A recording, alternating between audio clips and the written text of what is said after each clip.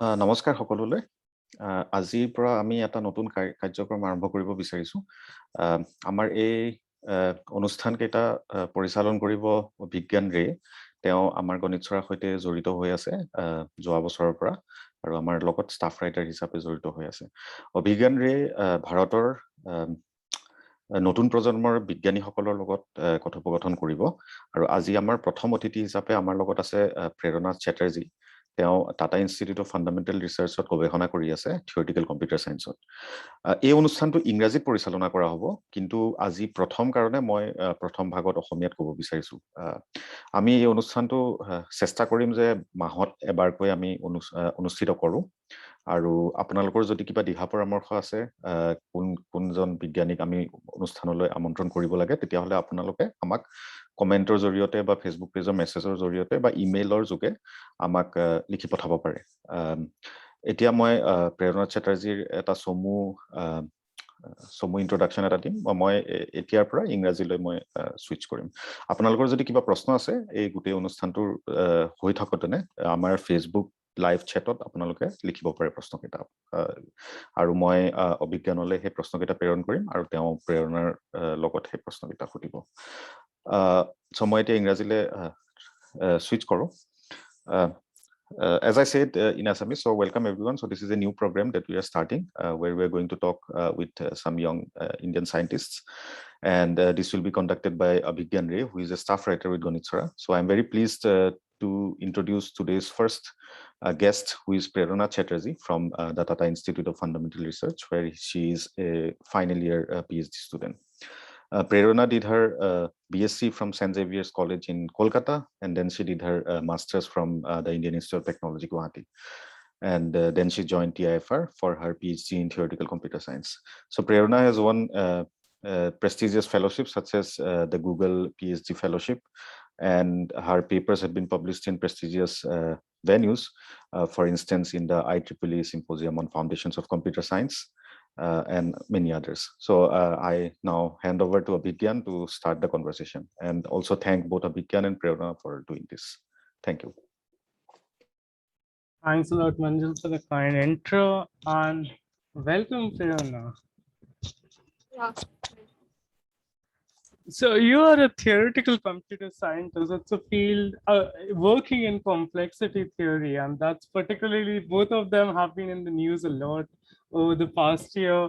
The latter as early as last 2 days, when Giorgio Parisi won one half of the Nobel Prize in Physics for his tremendous work in complexity systems. And theoretical computer science finally got a recognition of one of mathematics' highest award in form of Nobel Prize to two phenomenal figures in the theory of computing, to Laszlo Lovász and Avi Victorson. So it's quite a bustling field and all. So where did this all start for you? As a child, did complexity theory roll off your tongue, and that's how you came into complexity theory and the theory of computing? Or was even science a prospective option as a young child growing up? Yeah, so no, not at all. I had no idea there was this field called theoretical computer science till I went to IIT Guwahati, actually. So actually, I was sure that I didn't want to do a regular job. So I always knew I wanted to do something other than that. And one of the things I did know I could do if I didn't want to do a regular job was do research and become a scientist, whatever that meant at that time. So I always, from a very young age, I somehow knew I wanted to become a scientist. I didn't know how to do that. But so I did take up CS in like 11-12, in which it was mostly coding, and hence I didn't know that, CS was somehow coding for me, which is why I did my undergrad in maths. But then once I joined math, I somehow realized that pure math, I wasn't liking it as much as I hoped I would like it. So then I was again confused as to, what to do now, because now I'm into maths. So what do I do? So then one of my friends actually told me that IIT Guwahati has this program which the entrance is through math only, but the program is math and computing. So he told me about it, and it was so I joined there for my masters, and that is where once I joined there also I was a bit confused whether to continue in, because I started liking topology and stuff as well. But then I basically, it was this one book by Michael Sipser on the theory of computation, and it was that book that made me like fall in love with this area. And then I started applying to places which did theory CS, and yeah, I mean, I got through TIFR, and once I got in, I got to know about complexity actually. So I didn't know complexity even in IIT Guwahati. In TIFR, I did my first course in complexity under Arkadev Chattopadhyay. So yeah, after that course, I was like, this is what I want to do, and That's that's really how it. interesting. And before TIFR, you seem to have dabbled on the exteriors of the theory of computing, but never truly Yeah. into it and all. So, what Yes. was your master's focused on? So no, so my master's, like we did all sorts of, we did courses in both math and theory CS. Okay, so math we did the usual like algebra analysis, differential equation, the usual math courses that you do in but we also had, because it was math and computing, we also had like the discrete math, algorithms, TOC, which is like theory of computing. So yeah, I mean, those kind of things were also there. Like 1 or 2 of those courses every semester were there. So then I liked those better. So I mean, that's where I got to know that CS is not just about coding. I mean, there was a theoretical part to it, which is much closer to math than, I mean, it is different from math also, in the sense that so in math, it is you care more about existence of solutions to problems, whereas in theory CS you are more interested in whether you can solve or find the answers computationally. As in, just existence of answers is not enough. You need to find the answers efficiently. That is the difference between theory CS and like pure math. But it is again different from what you would think of CS, because we actually prove theorems, and we give theoretical guarantees. So yeah, it's like right there in the middle of math and science. That was quite a great primer, and it's a field. Theory of computing as a field has really come onto its own in the last few decades as such, and all, and has applications in numerous areas. Although by being a theoretical field, applications wasn't writ large when it was starting out and all. And so what would you how would you try to explain the work that you're trying to do in complexity theory, and what entails complexity theory in first place? Right. So in general, I mean, in theory CS and especially complexity theory, the question is always, you are given some, as I was saying, actually, you are given a computational problem. Like it can be as simple as, like given a number, check if it is a prime or not. Okay. So, or any computational question. This is just an example. And then you ask what is the what is the shortest algorithm, or algorithm which takes the shortest amount of time that you can think of, which solves this problem.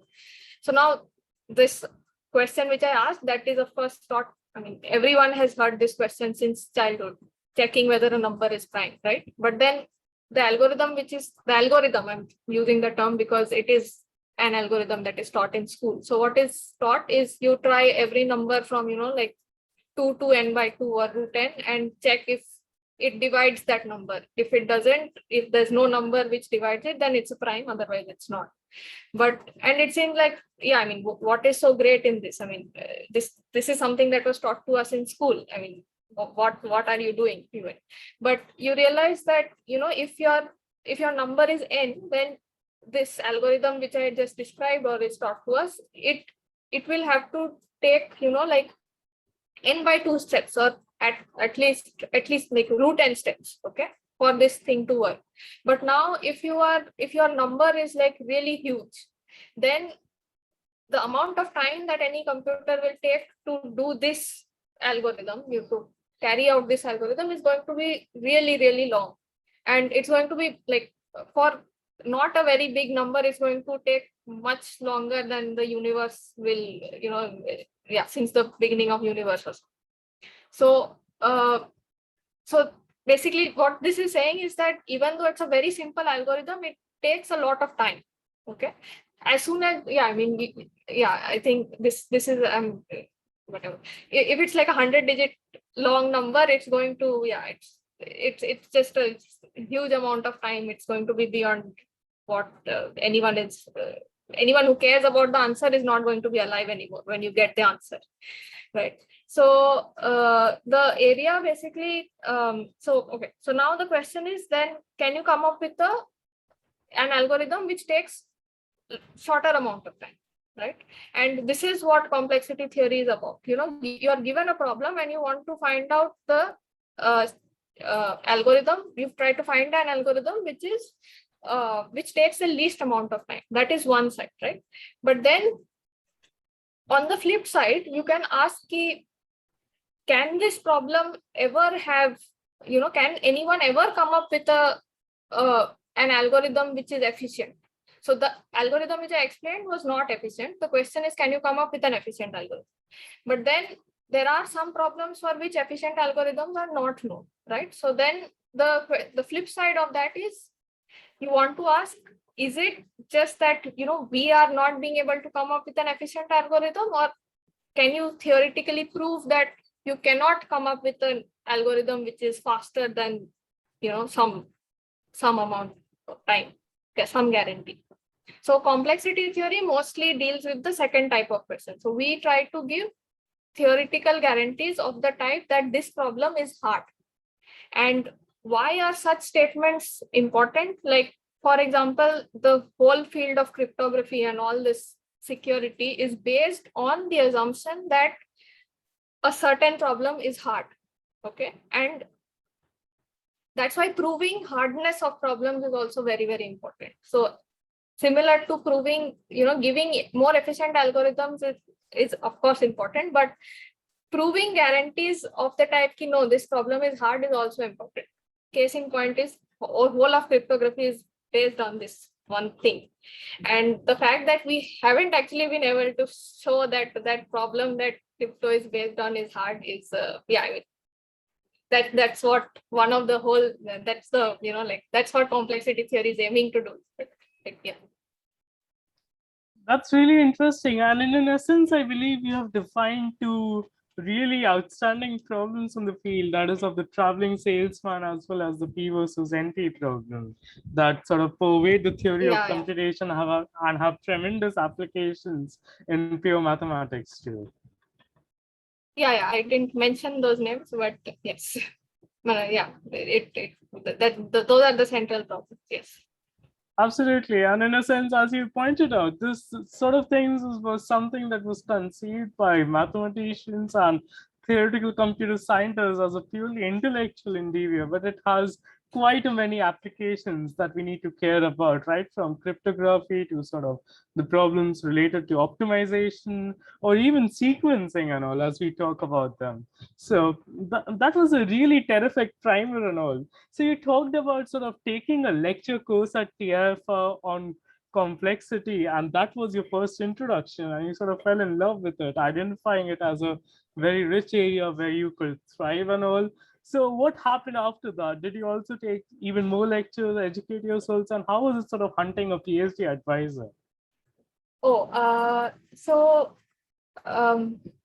TIFR, okay. So what happened is, fortunately, my first year was actually so there is this National Mathematics Initiative, which is there, right?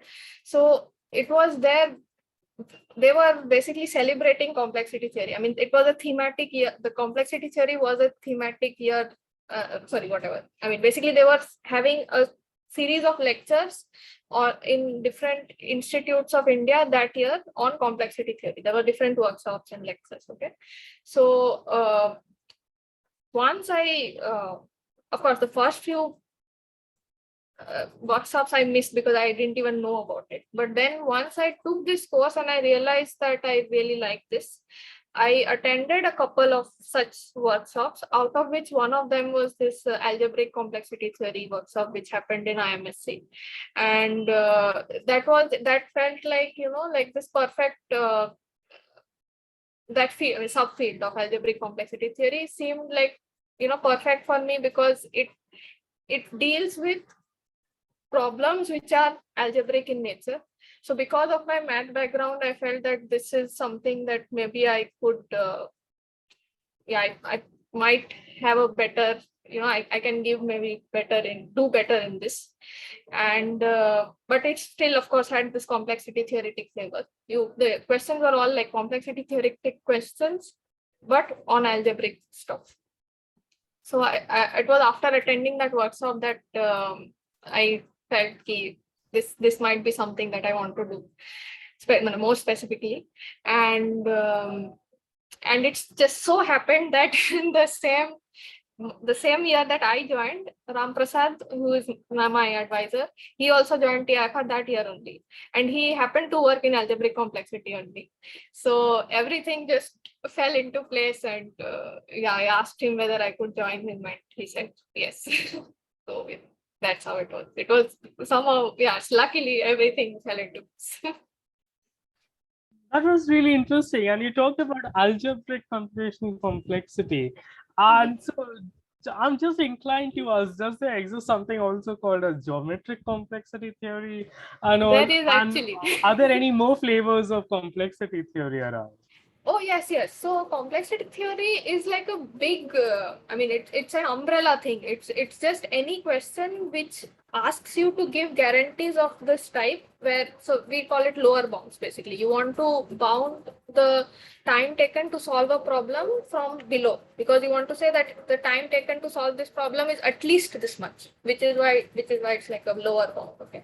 So complexity theory is like an umbrella thing which just says that any question of this kind will fall into complexity theory.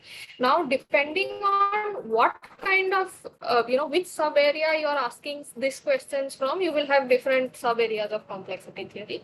One of which is algebraic complexity, which is more like, which asks, like for example, the primality testing thing will fall into algebraic complexity, or like matrix multiplication, and questions which have applications.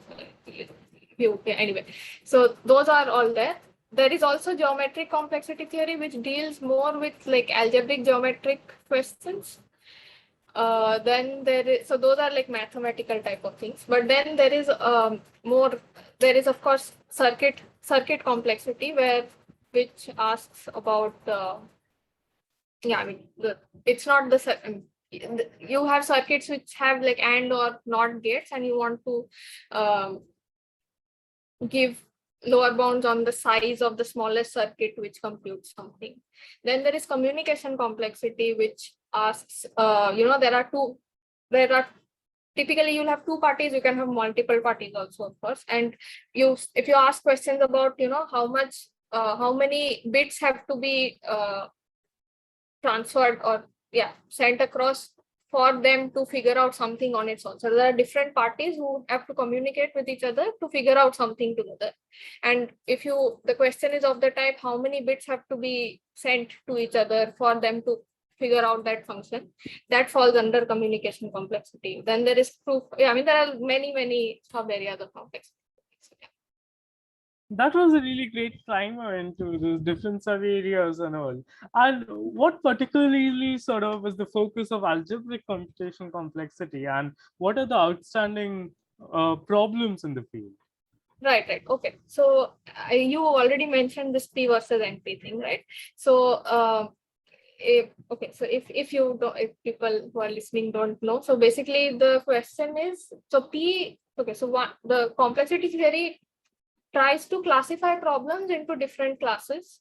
Okay, and so the class P basically intuitively it consists of problems which can be solved easily, and NP is intuitively the class of problems which, if you give the person a solution, then it is easy to check whether the solution is correct or not. For example, Sudoku. Okay, so like it's harder for you to figure out a solution to the Sudoku problem, but if somebody gives you, this is a solution, then you can easily check it. So problems of this kind, where given a solution, it's easy to check. These kind of problems fall into NP. And one of the central questions in like theory CS and in general in math is to figure out whether easily checkable problems are also easily solvable, or is the class NP equal to P. Okay. So now, this like P is like a class here, NP is like a class which is bigger, right? But then you also know of classes which are smaller and smaller than P. And then NP said you have classes which are bigger than it. So now one such class which is bigger than NP is called sharp P. Okay. Doesn't matter, some class, and another class which is much smaller. So actually one of the central questions in algebraic complexity is to separate this small class which is smaller than P to a class which is larger than N. That is the central question in algebraic complexity. Okay, so and we believe that this is an easier problem to solve because, of course, I mean, it's a bigger class versus a smaller class than the P versus NP. I don't know if that confused people, but sorry. So that is the central aim of algebraic complexity theory. It's again, of course, it's the same. You have defined classes and you want to separate the two classes are called VP and VNP. With V is Valiant. His paper is what introduced those classes, so we call it VP. So VP versus VNP is the central case. That was really interesting. And have there been any great advances in recent times? Any big advances that sort of enable us to sort of go further in answering these central questions? Right. So algebraic complexity theory in particular, I think, is one of those areas that Indians have been really good. I mean, a lot of Indians work in this field, okay, and have done like tremendous amount of research. I have to talk about the most recent breakthrough in this by Nutan Limaye, Srikant Srinivasan, and Sebastian Tavana. So Nutan and Srikant were actually in IIT Bombay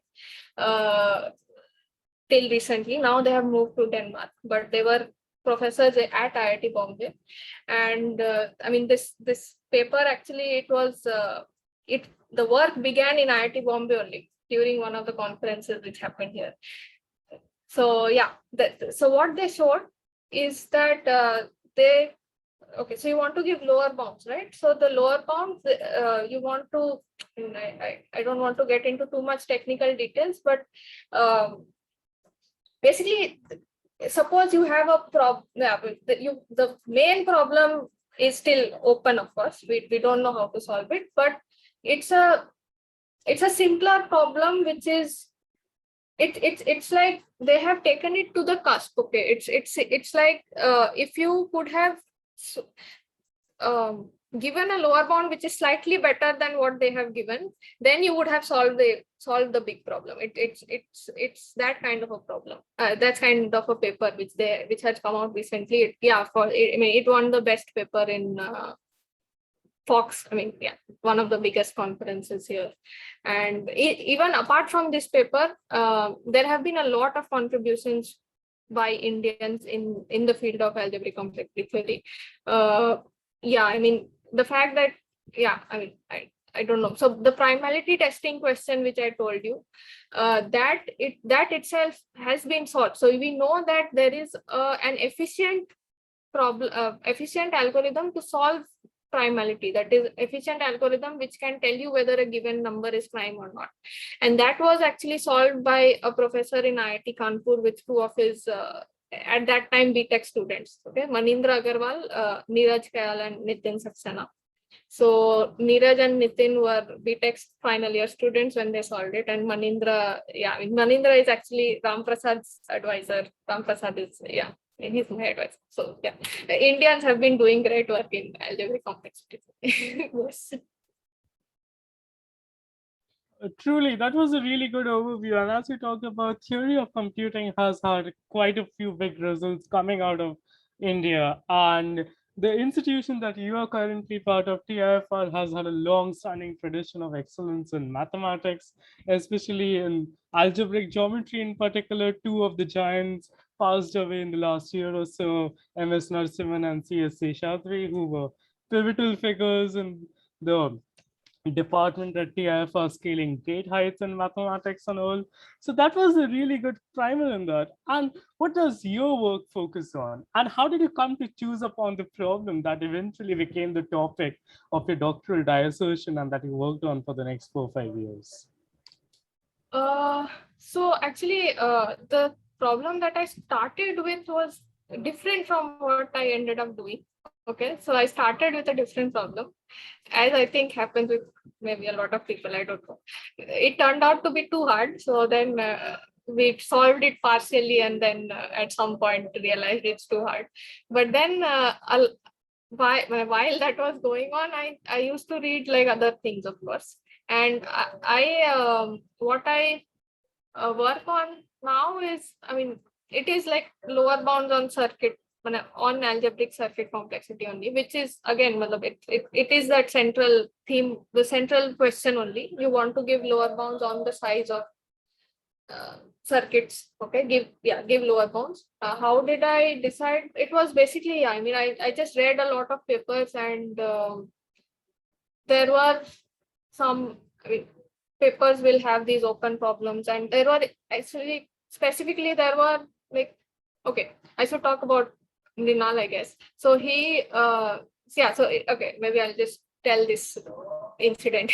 So what had happened was that, as I said, I was working on some problem which we had been working on for like 2 years or something with very little progress, and we were just getting frustrated. And it so happened that, so we have at TIFR we have to give qualifier exam, okay, before we register for PhD. So one of the papers which I had to present for my qualifier was a paper by somebody who recently joined IIT Bombay. Okay. So it's like, because I had read that paper so nicely because it was in qualifier, I could basically go and talk to this Mrinal about his paper. I could, like talk to him properly about his thing, and we were discussing and stuff like that. And it was, like because of that discussion that he told me, I'm trying to improve upon this, and basically discussion started, and it ended up being like basically the first paper that started this, that got me into this line, which basically I continued for the rest of my PhD. So it's really, it was really just luck. I mean, it was just that I went and spoke to this guy, and he's like, oh yeah, I have been trying to improve it, and then we started talking, and that's how I got into lower box. And apart from that, also I'd been reading other papers, and I found a lot of the techniques very interesting, and tried to, but yeah, that's how it happened. That was interesting. And before we delve in, deeper into that, I just wanted to ask, what was the very first mathematical problem, a pure mathematical problem that you solved? Was it in undergrad or in masters or during PhD days? And how did you go about it? Oh, the first problem, as in the first, so pure math, I'd never did any sort of research in pure math. So maybe yeah, just proving a brand new theorem on your own, or a pretty old theorem in a unique manner of your own, not something that would sort of seek the next Millennium Prize, but something more of like the very first result that you went about proving through pure mathematics institution and all. I see. I don't think it was. I don't think I did anything like that in pure math, but I will tell you. I mean, the first theorem that I proved basically was in TIFR only. It was a new theorem only, but yeah. So that was actually my master's work in at TIFR. I had to do. Yeah, I mean, I did a master's in CS again at TIFR. So during that work only, it was my first result came, like my first proof came. That was it was quite. I mean, I remember the one so I was, I mean, I remember the night where the idea finally struck me, and like it was like maybe this will work. I clearly remember that moment. It wasn't a big result, of course. So my advisor Ram Prasad, it was a recent paper had come out, and he felt that maybe ideas from that paper can be used to solve. So something was already proven for like characteristic zero fields like reals and complexes. Some theorem was proved for that, and it was open to show something similar for finite fields. So fields like, yeah, I mean, just basically it was known for some sort of area, some restrictions, and it was open for other things. And a recent paper had come out, and he had felt that maybe ideas from this can be used to basically solve it for the other settings as well. That's the settings of finite fields, and that was the problem. And it did turn out like that. That paper only helped me come up with that. It wasn't very non-trivial or anything, but yeah, I mean, definitely when you finally realize that, oh, acha, I mean, yes, it does work, and this is how you can do it. It feels very nice. Yes. How long did you spend sort of thinking and solving that problem? About probably a month or a month and a half, 2 months. Yeah, it wasn't a very big thing at all, but yes, it wasn't very long. And what is the Yeah. general problem solving approach that you take? Do you sort of contemplate about a problem? Do you read the paper over and over again? Or after just a single read, you take pen to paper and start scribbling out ideas? How do you go about solving a certain problem? So, yeah, I normally tend to take quite a bit of time actually. So, I mean, this was different because he had, told me that, this is a paper which will probably help you solve that. So that is different. But in general, what I usually do is, of course, I like to fix on at least a general idea of what kind of problem I want to solve first, and then start reading around that. So then again, when I'm reading, I don't think I don't read the entire paper completely. It's more like, I'll find some lemma which I feel might help, or something like that. And then after that, this just basically continues. I mean, anyone who has done research will know that. I mean, of course, you will have most of the ideas will not work. You will have some, maybe this theorem is helpful, so then you will try, and then one day you will like, now so I have definitely solved it, and I'll become famous. But then next day, I mean, while you're sleeping, like whatever, lying down at night, and you'll realize, no, that was faltu, it doesn't work. So then again you have to restart and come up with a new idea, or at least actually not necessarily come up with a new idea. Whatever that idea was, you have to figure out why it didn't work exactly, and then change it so that now it might work better. And that's how it goes basically. So yeah, come up with an idea, figure out why it doesn't work, then change it to maybe work. Most of the time you won't end up solving the exact problem you began with, but you will solve some subcase or some variation of it you will solve, and then that's how it works for me. You very lucidly elucidated on the general sort of idea of problem solving that mathematicians and other pure scientists typically face and all. And what is the percentage of time you successfully obtain a result? Maybe with that particular problem or a slight variation of the same. What is the percentage of time you are successful? Oh, very low. I mean, as in, so actually, I like to, I mean, at least that is one of the things I have to work on probably, but I can't work on too many problems at the same time. Okay, so if you say percentage of problems I worked on which I have been able to do something, it is quite high, because I can't work on too many problems at the same time. Okay? But I take a long time to, truly understand the problem and figure it out. So yeah, I mean, the percentage of time that an idea has worked is very, very low. I mean, yes, I think 99% of the time things don't work out. You have to change it and then it works. So yeah. And what is your general attitude towards failure as such? As you talked about, failure is very high in these cases when you're trying to solve certain problems that no one has solved before, and for good reason, by the way. And so what is your general attitude towards failure that sort of prevents your frustration from not totally shackling your progress, but rather allowing you to sort of mend the fences and sort of trudge along? Right. So actually, I think yeah. So my undergrad years weren't good at all. Okay, I mean, I didn't have a very good experience. I somehow, I mean, that I would say was the worst period in my whatever career I've had. Okay, so I mean, well, this general thing of, in general, in research, you will feel like an imposter. You will have this imposter syndrome where you feel that, you don't belong here. But that for me somehow was the strongest during my undergrad days. And I was like, the reason again was that it wasn't like I had gone through, or at least I had given the exams for places like CMI, ISI, even JEE. I didn't want to do engineering, but at least I did give JEE. And I hadn't cleared it. And it was somehow so I was I felt that I was not good at all and things like that.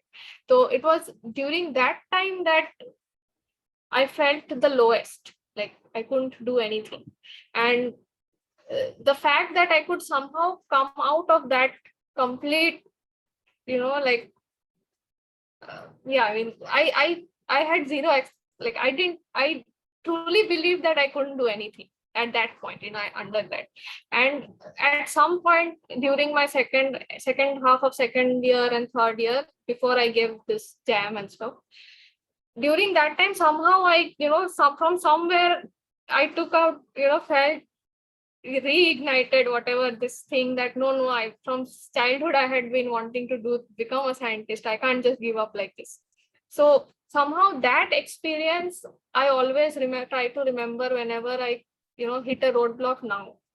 Like now I was like, you have come so much, right? You if you could have gone through that when you were younger, and I was much younger then. So if you could get through that, then I always tell myself that no, it doesn't matter. I mean, you will end up doing something. You will be able to make some progress. Don't give up. So yeah, that's somehow the darkest time was somehow in undergrad.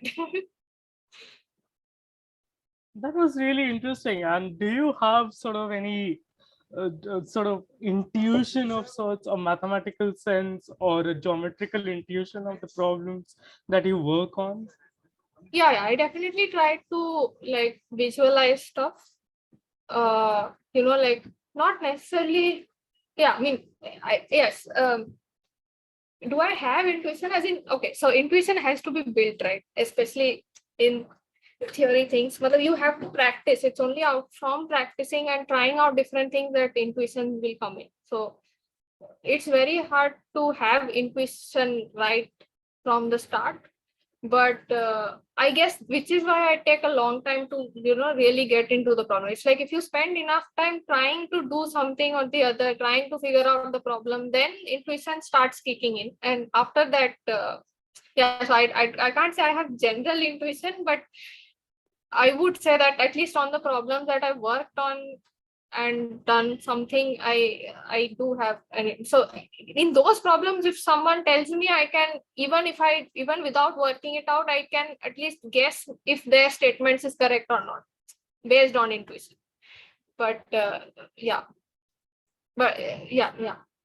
in general, geometric things is not there because it's more of algebra what I do. So and it's not algebraic geometry. It's like basic algebra.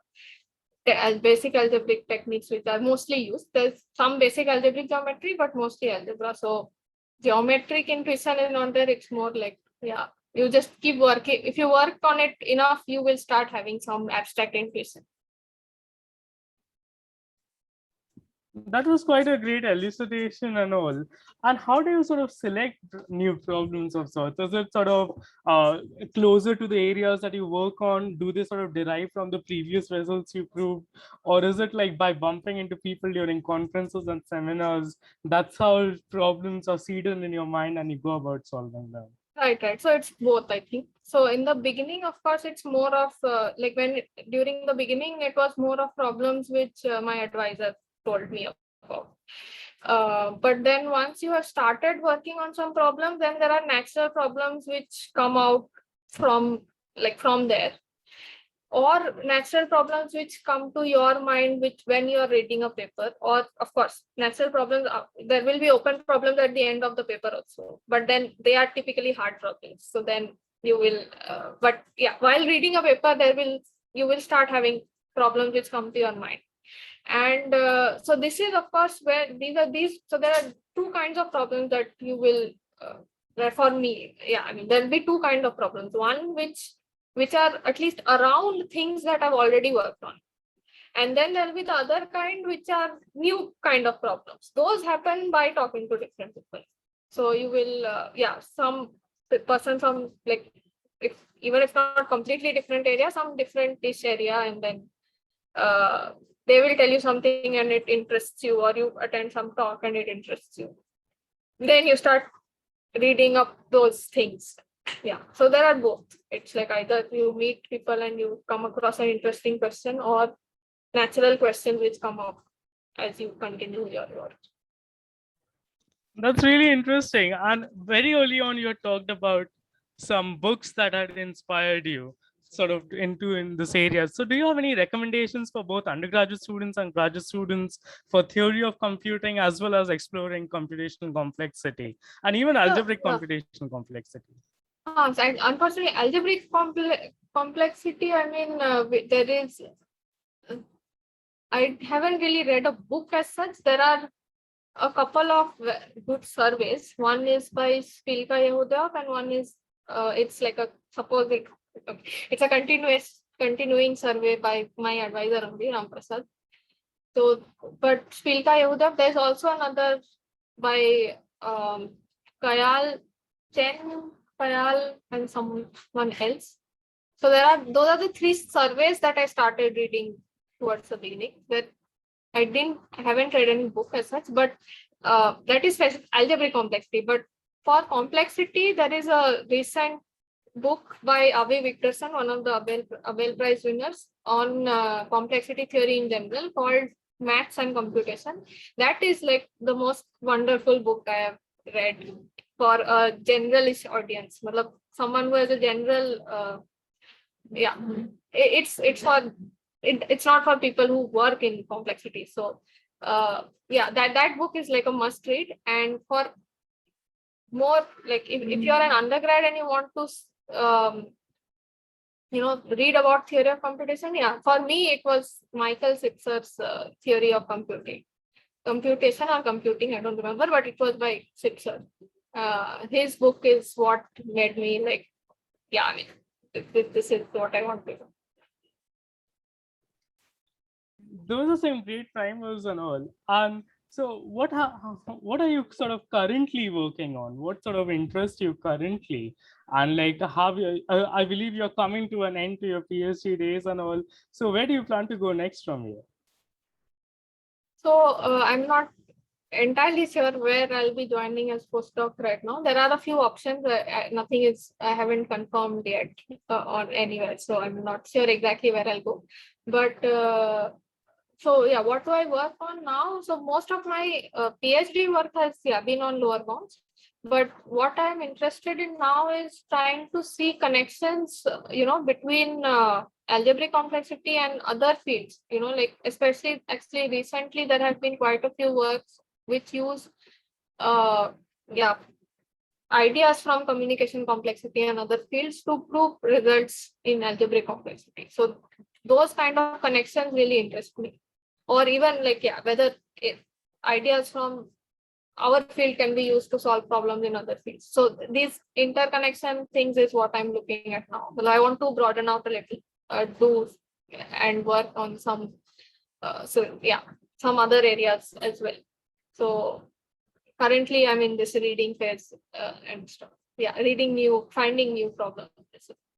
But I am continuing to work on things which I've already, there are questions already, but more I'm giving time to figuring out new areas.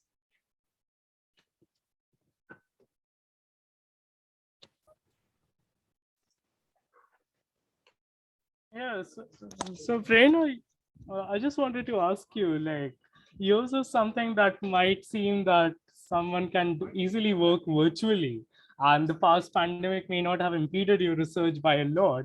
But again, in the theoretical sciences, the importance of seminars, conferences, and more importantly, the chat over coffee and lunch after that can't be sort of underrated and all. So how has it impeded? How has the past pandemic impeded you?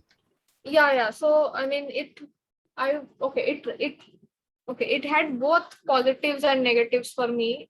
Thankfully, I mean, it wasn't all negative. Negative, of course, is what you said.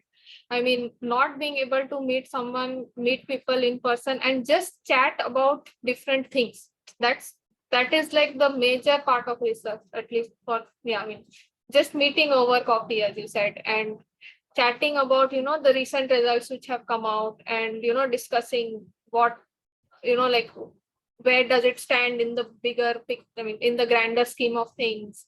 These general discussions, of course, were missing. Even like usual meeting in person is, you don't have a fixed schedule. If when you're meeting in person, you can just, carry on the discussion, go for coffee, have coffee, discuss while you're having coffee, come back and then continue the discussion. That cannot happen online, right? Because online you have these scheduled meetings, like, okay, this is for 1.5 hours and it is for 1.5 hours. You can't just go for coffee and then come back. So that is, of course, there. The secondly, of course, I missed so many conferences. I mean, this was especially for senior students, this was the time when all we were getting, we could have gone to different conferences and met all these big people in the field.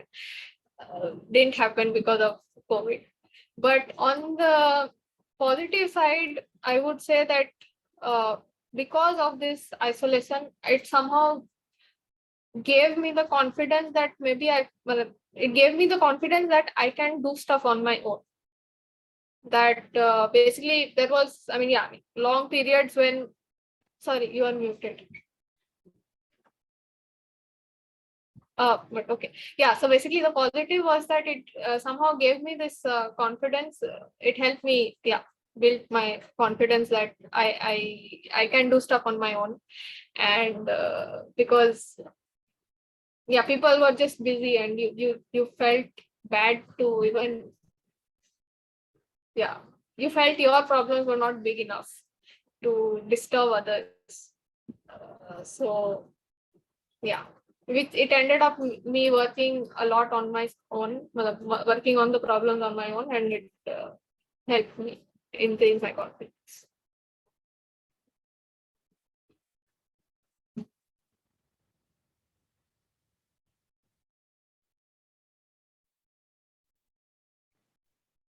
So I think there is some problem with Abhigyan's Abhigyan's connection. Yeah. Abhigyan, are you there? So let me again remind our audience that you can ask any questions that you might have for Prerona using the chat in the Facebook live video. You were mentioning that the pandemic has been of a deterrent for research, and I'm sure that for other students also it has been a similar experience. But how did you cope up with all these online seminars and lectures and so on? So is there any advice that you'd like to give to students how to avoid online fatigue? I don't know. I don't know how to, because I can't I can't focus when talks are happening online. It's just, yeah, I don't know how people do it, for those who do it, but because most people seem to have problem doing it. So yeah, I have not been able to figure out how to handle it either. As I said, matlab, yeah, I just used to spend a lot of time on my own and think about stuff. So that way it was a positive. It helped me get a lot of clarity on a few things, like not only work-wise, like in general also. So that way it was helpful. Yeah, it's just a weird time. I mean, I don't know. Yeah, everything happening online is just very weird. So there is a question from Vishal Dev, who is an editor with us. He's asking, what is the usual publishing rate of a researcher in your area? And what is the timescale required to solve a problem in complexity theory? Oh, yeah. So theory says, I mean, especially at least complexity, I mean, the publishing rate, unless you are great, I'm not talking about that. But otherwise, yeah, it's quite, maybe like 3 papers in a year would be like awesome. So usually it will be, yeah, 2 or 3 is like, I would say for, yeah, 2 or 3 is something you can aim for, is what I'm saying. For, yeah, okay. And so, and how much time it takes will depend on, is it a, I would think when if it's a follow-up problem, as in you have already spent quite a bit of time on it, you already have some intuition in that problem area, then if you have a follow-up question to that, then solving that would take much shorter. Whereas if it's a new question that you haven't spent too much time on, then it will definitely take a few months to even, like understand the problem completely so that you can start thinking. So yeah. So usually you will, sorry, go on. I'm just saying, usually you'll have a mixture of both. So then hopefully while you're spending time in understanding that new problem, you will try to make some progress in the other ones. So continuing along this thread, I just wanted to ask, like, so in theoretical computer science, is it more common to sort of publish in big journals or in big conference venues, like in some other areas of computer science, like in machine learning and neural networks processing, where it's sort of equally famous to publish in some big avenues like ICML or NeurIPS and all? So does theoretical computer science have some counterparts of those forums, or is it still a tradition to publish in the big journals? No. So, I mean, it is almost any paper will, unless it's by like really big authors who are like beyond, nobody questions them anymore. Unless you're that great, you will always have a conference version first, which you will try to get into a good conference. So again, unfortunately, that you have these levels of conferences, and the top 2 conferences are of course STOCK and FOX. STOCK is the Symposium on Theory of Computation, I guess, and FOX is Foundations of Computer Science. So yeah, those 2 are like the biggest conferences, and then you will have second level or whatever. Yeah, unfortunately there are these levels, right? But but it is you do put in your papers first in conferences, try to get into as good a conference as possible, and then after that you maybe extend the work or merge 2 conference versions into one journal version and submit to it. So you will normally have both. I mean, you will first submit in a conference so that it quickly gets published in a proceedings. And then after that, journal usually takes a long time, right? So then after that, you merge 2 papers maybe, or if it's long enough, then, or if it's complete enough, then you submit it to a journal and wait for them to get back. That's really interesting. And so what is your favorite theorem that is there out in complexity theory or theory of computing? And secondly, what is the favorite theorem that you yourself have proved? It can be something that has been proved even before, not something that you were the first to do it, but that's the thing. In the general sense of thing, what are your two favorite theorems? One in a general sense of way, and another that you have had a chance to try your hand and have succeeded in solving it. Right. So my favorite theorem has to be the theorem which made me get into this. So that is basically the incompleteness theorem, or the diagonalization type theorems, which tells you that computers are not all powerful. There are problems that cannot be solved by computers. Okay. So that is my favorite theorem, because I mean, that is the theorem which means like, oh wow, you can prove such things, you can prove impossibilities, and yeah, that is my favorite theorem.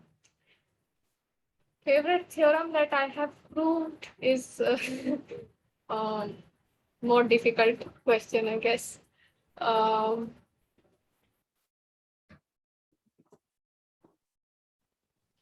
Yeah, I'm not sure. Okay, I don't we can have, sort of tip yeah. the tables on that. And what is your favorite open problem? Favorite open problem. Oh, okay. And any open- favorite results from the last decade or two in recent times that has really advanced the fields? Do you have a favorite result of yours that has been out there? And what is your favorite open problem? Something that you really want to be solved by the time you're alive, as you stated, like otherwise it can get too computationally intensive to sort of solve it whilst the person is alive. Right. Yeah, okay. So, I mean, the problem which I have been working on for a long time now, long time, I think, of course, not long, but whatever, the last 2 years, I guess. So that is currently my favorite open problem, which is, so as I said, there are these classes of, how hard you classify. In algebraic complexity, you are classifying polynomials. So you want to classify polynomials into different classes. And so I think I have to get a little into technical stuff. But so what is an algebraic circuit? An algebraic circuit is basically you just have gates. Okay, so think of the underlying structure is a graph. Okay, and the nodes will have sum and multiplication gates, and the leaves will be basically variables or constants. And then you just basically, if there's a sum gate which has incoming, say, x1 and x2, then this gate will be computing x1 plus x2 and so on. Okay, so you will naturally compute polynomials. And then you classify polynomials into different classes depending on how small a circuit you can build to compute them. Okay. And now these classes, so now I've done, I'm going too much into technical things, but so now if the underlying graph is a tree instead of a DAG, instead of a directed acyclic graph, if it's a tree, then it's called a formula. Okay, so you can think of it as it's a formula. And there's another computational model called ABPs, okay, algebraic branching programs. And you know that formulas are less powerful than ABPs, and you want to show a separation of the two. Okay, in some setting called non-commutative setting. So basically, if you restrict your multiplication gates to be non-commutative, that is, left has to be left, right has to be right, can't commute, then in that setting, whether ABPs are more powerful than formulas, this is something that has intrigued me for the it seems like it should be solvable, but it's like right there. It seems like this should be something which should be solved in the next few years. But I would really like. I would personally, of course, if I can solve it, it would be awesome. But even this problem getting solved is something I'm looking forward to. Yes. That's really and was nice. Do you have a favorite problem that was solved in recent times? A more while recent earlier you talked about the problems that Nutan Limaya was tackling and yeah all. Do you have yeah. any other favorite problems from recent times that have had a solution and that that have huge relevance for you and the work that you do? No, actually, they only they had two papers recently. One which more people are excited about, but their other paper I am more excited about. They have, I mean, of course, they have like similar techniques, which is why they came out one after the other. But yeah, I think their other paper, which has which actually talks about this problem that I just talked about. It's all some sub in certain settings they solve it. So that really excited me, even though most people are more excited about the other ones. So it's That's interesting. And finally, I'd just like to ask, you're someone who has had a really sort of great career trajectory through the sciences, for someone who has sort of pursued their own curiosity for so long and you've had tremendous success and all. Has any moment being a woman in science been a sort of an impediment or a distraction from the wonderful work and research that you have done? Has it been a cause of bias or discrimination against you or any of your peers in particular that has sort of had a startling effect on you, and how did you confront that? no, I think fortunately I did not face anything in particular. And I would say one of the, I mean, yeah, there are small things which keep happening, but I mean, the one of the main reasons I think it did not affect me much was because of like I had a very good friends group, okay, uh, in both IIT Guwahati and TIFR. I was fortunate enough to have like really, really good friends, and there, yeah, I mean there were certain things which annoyed me sometimes, but the fact that these people somehow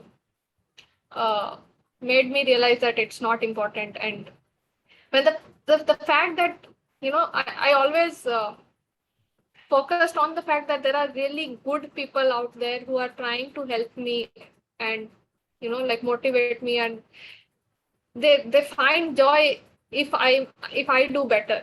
That I was fortunate enough to have people around me who were like that, who really supported me and were happy if I did something good.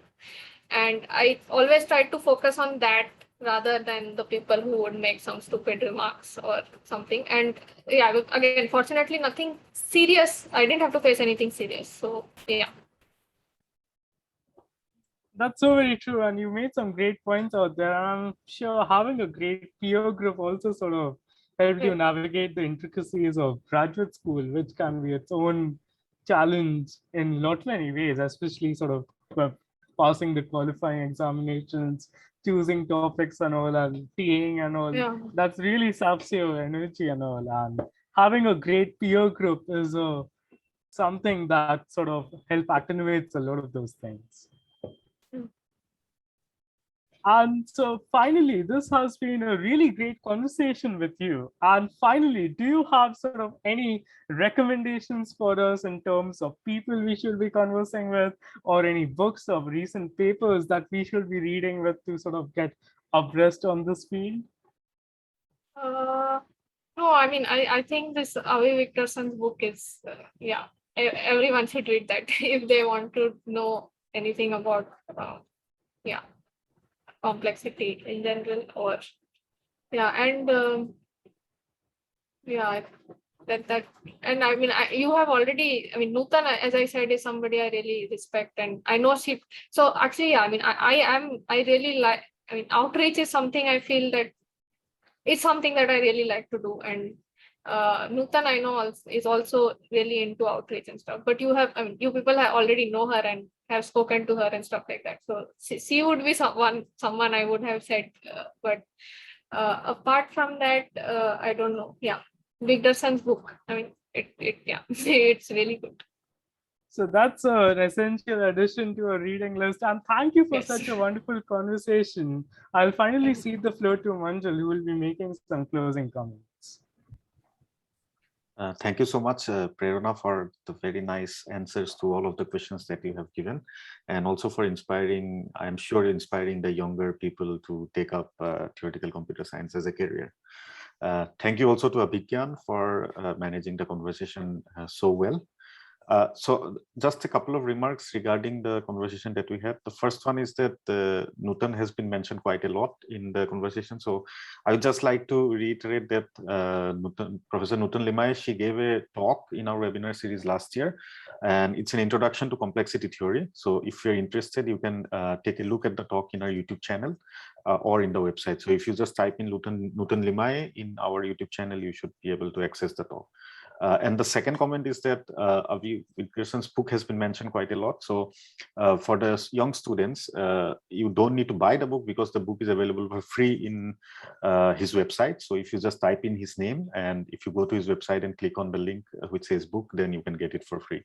And it's a very nice book. I also agree. And I encourage all the young students to take a look at the book. So we'll be back again, hopefully next month with a new young scientist from India to talk about their research. And once again, thank you, Prerona and Abhigyan, for the very nice conversation.